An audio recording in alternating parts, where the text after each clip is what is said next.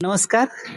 मी प्राध्यापक विश्वनाथ साबळे, अधिष्ठाता शासकीय कला व अभिकल्प महाविद्यालय. बाळासाहेब पाटील हे आमच्या पिढीतले एक बहुआयामी असं व्यक्तिमत्व. महाविद्यालयामध्ये शिकत असताना सांगलीचं कला विश्व महाविद्यालय तसं प्रसिद्ध होतं. कारण का आम्ही शिकत असताना आमच्या बरोबर शिक्षण घेणारे बरेचसे जे विद्यार्थी आहेत हे सांगलीमधनं आलेले असायचे. त्यांच्या मार्फत सांगली आणि इथलं कला क्षेत्र, इथलं महाविद्यालय हे आमच्या बरोबर जोडलं गेलं. त्यांच्या इथले शिक्षक, त्यांच्याबद्दलची माहिती माहीत होती. परंतु बाळासाहेब पाटलांचं एक वेगळेपण जे होतं की ते जे लक्षात आले, तर त्याच्या मागची जी 2-3 कारणं होती. ते त्यातलं एक महत्वाचं होतं की कलापुष्प चळवळ. बाळासाहेब पाटील यांचं नाव घेतलं की जसं सांगलीचं कलापुष्प आठवतं, म्हणजे कला कला कलानिकेतन जसं महाविद्यालय आठवतं, त्याबरोबरच सर्वात महत्वाची जी आठवण येते ते कलापुष्प चळवळची.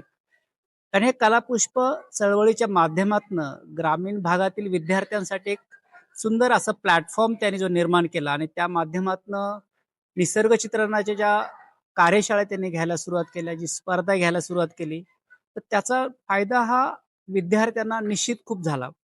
आम्ही विद्यार्थी असताना सुद्धा आम्हाला लँडस्केपची आवड होती. त्या अनुषंगाने कुठेतरी तो एक धागा होता हा यांच्याबरोबर जोडण्याचा. ते एक अन्वयार्थ हा जो अंक ते काढत होते, त्या अंकाच्या माध्यमातून.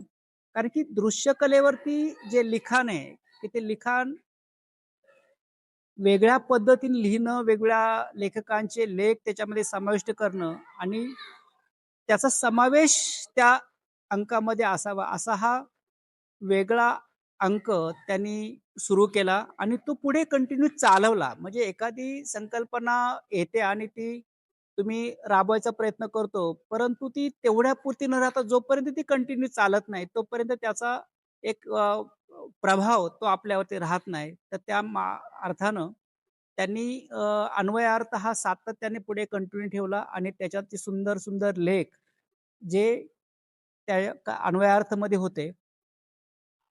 याचं जे महत्व जे आहे, की आज आपण ज्यावेळेस महाराष्ट्रातल्या कला शिक्षणाचा विचार करतो, महाराष्ट्रातल्या कलेचा विचार करतो आणि ह्या कलेबद्दल जे एक वैचारिक लिखाण व्हायला पाहिजे होते, ते खूप कमी प्रमाणामध्ये लेख किंवा असं लिखाण झालेलं आपल्याला पाहायला मिळतं. तर त्यासाठी अन्वयार्थ हा खूप महत्वाचा आहे आणि बाळासाहेबांनी तो खूप प्रयत्नाने तो सुरू केला आणि तो पुढे कंटिन्यू ठेवला. म्हणजे मुंबईसारखं शहर किंवा जे सारखी संस्था आणि त्या ठिकाणी शिक्षण घेणारे जे विद्यार्थी असतील, शिक्षक असतील किंवा मोठे चित्रकार असतील, तर त्यांच्याबरोबरच ग्रामीण भागातले सुद्धा चांगले लिखाण करणाऱ्या चित्रकारांना, लेखकांना एकत्र आणून त्यांचे लेख हे अन्वयार्थमध्ये त्यांनी पब्लिश केलेले.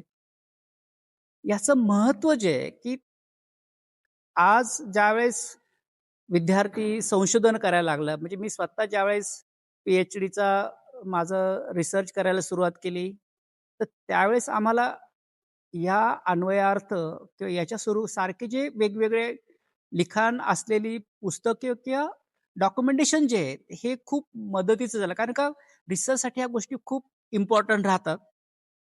आणि सांगलीमध्ये बाळासाहेब पाटील हे करत होते. ते खरं सर त्यांचं खूप मोठं अ, आपण काय म्हणू शकतो, की एक त्यांचं एक मोठेपण आहे. एक त्यांचा जो वेगळा दृष्टिकोन होता. म्हणजे ते मला असं वाटतं, की ते परफेक्ट टीचर होते. एक वेगळा दृष्टिकोन देणारे, वेगळा विचार करणारे आणि तो वेगळा विचार जगणारी अशी ती व्यक्ती आहे. बाळासाहेब पाटील जसं म्हटलं, की फक्त ते विचार नाही करत आहे. तर ते विचार केल्यानंतर ते विचार इम्प्लिमेंट करायचा प्रयत्न करतात आणि तो सातत्याने करतात. त्याच्यामुळे निश्चितच हा विद्यार्थ्यांसाठी त्याचा एक वेगळा इम्पॅक्ट आपल्याला पाहायला मिळतो. म्हणजे ज्या पद्धतीने त्यांनी ज्या वेगवेगळ्या कार्यशाळा घेतल्या, म्हणजे आता मध्ये एक कार्यशाळा जी झाली, की ज्याच्यामध्ये सुधीर पटवर्धन आणि पांडुरंग ताठे यांना दोघांना एकत्र घेऊन मुलांसाठी त्यांनी कार्यशाळा घेतली. म्हणजे एक प्रोफेशनल चित्रकार त्यांना विद्यार्थ्यांबरोबर जोडणं आणि त्यांना सोबतीला एक शिक्षक आणि त्यांचे जे दोघांचे जे विषय होते सिटीस्केपला घेऊन जे काम करणारं, तर त्या सिटीस्केप आणि त्या विषयाला घेऊन मुलांकडनं एक कार्यशाळा करून घेणं, तर हा अनुभव मला असं वाटतं खूप वेगळा होता. म्हणजे अशा स्वरूपाच्या कार्यशाळा त्यांनी जसं पटवर्धनबरोबर झाली, त्याचबरोबर अ, कोलते सरांबरोबर त्यांनी बऱ्याचशा कार्यशाळा या ठिकाणी घेतल्यात. त्याचबरोबर रवी मंडलिक सरांबरोबर त्यांनी कार्यशाळा घेतली. तर ह्या ज्या गोष्टींचा जो इम्पॅक्ट आहे, हा मला असं वाटतं खूप मुलांसाठी त्याचा खूप फायदा झाला. वर्तमानपत्रांमध्ये ते कलेबद्दल विशेषतः कोल्हापूर आणि सांगली परिसरातली जी कला आहे, तिथले कलाकार आहेत, इथली जी कलेबद्दलच्या ज्या अ, काही गोष्टी त्याच्यावरती ते परखड लिहितात. म्हणजे हे त्यांचं आणखी एक वेगळेपण होतं आणि ते मला जास्त भावलं, की त्यांना जे वाटलं ते त्यांनी अभ्यासपूर्ण आणि स्पष्ट लिहिलं. तर या निमित्ताने खूप सारं डॉक्युमेंटेशन हे बाळासाहेबांनी या माध्यमातनं केलंय. लॉकडाऊनच्या काळामध्ये त्यांनी वेगवेगळे वेबिनार घेतले. त्या वेबिनारच्या माध्यमातून सुद्धा कलेबद्दलची अ, व्याख्यानं, लेक्चर्स सर्वसामान्यांपर्यंत त्यांनी पोहोचवली. तर असे हे वेगळं असं जे व्यक्तिमत्व आहे बाळासाहेब पाटील, मला असं वाटतं त्यांनी सतत असं लिहित राहिलं पाहिजे. त्यांचे जे विचार आहेत, ते त्यांनी आणखी वेगळ्या स्वरूपामध्ये मला असं वाटतं ते आपण डॉक्युमेंट करून ठेवलं, तर त्याचा निश्चितच येणाऱ्या पिढ्यांसाठी हा खूप असा फायदा होईल. बाळासाहेब पाटील सेवानिवृत्त होत आहेत. तर तो मला असं वाटतं सेवानिवृत्ती हा फक्त एक व्यवस्थेचा पार्ट आहे, की तुम्ही एक श श कॉलेजमध्ये असताना एक शिक्षक म्हणून तुमची एक जी भूमिका होती, ती भूमिका जो एक ठराविक तो काळ आपला होता, तो काळ आपल्याला त्या काळाच्या बाहेर जाऊन म्हणजे आता त्याच्यानंतरचा जो काळ आहे, म्हणजे ते काम तुमचं संपतं शिकवण्याचं आणि आता तुम्ही पुन्हा नव्यानं एक वेगळ्या स्वरूपाचं काम करता. मला असं वाटतं, की सेवानिवृत्तीनंतरचा जो वेळ आहे, या वेळामध्ये तो खऱ्या अर्थानं खूप बाउंडरीज ज्या आहेत, ह्या बाउंडरीज खूप ओपन होतात आणि त्या बाउंडरी ओपन झाल्यामुळे वेगळे क्षेत्र ओपन होतात आणि एक वेगळा दृष्टिकोन घेऊन खूप सारं एक्सपेरिमेंटल काम, हे वेगळ्या स्वरूपाचं काम मला असं वाटतं करता येईल.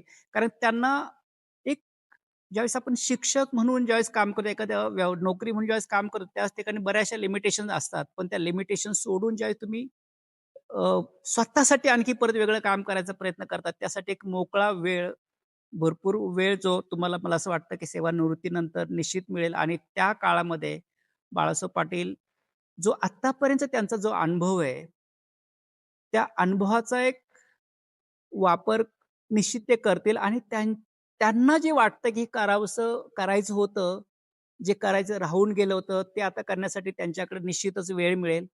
तर त्या वेळाचा तो चांगल्या पद्धतीने उपयोग करतील, असा मला विश्वास आहे. त्यांचं प्रकृती आणि संपूर्ण स्वास्थ्य हे चांगलं राहावं. मी त्यांना शुभेच्छा देतो आणि सेवानिवृत्तीच्या नंतरच्या ज्या काळामध्ये ते खूप चांगल्या पद्धतीने त्यांच्या आनंदासाठी आणि आनंदाचं ते काम करतील. धन्यवाद.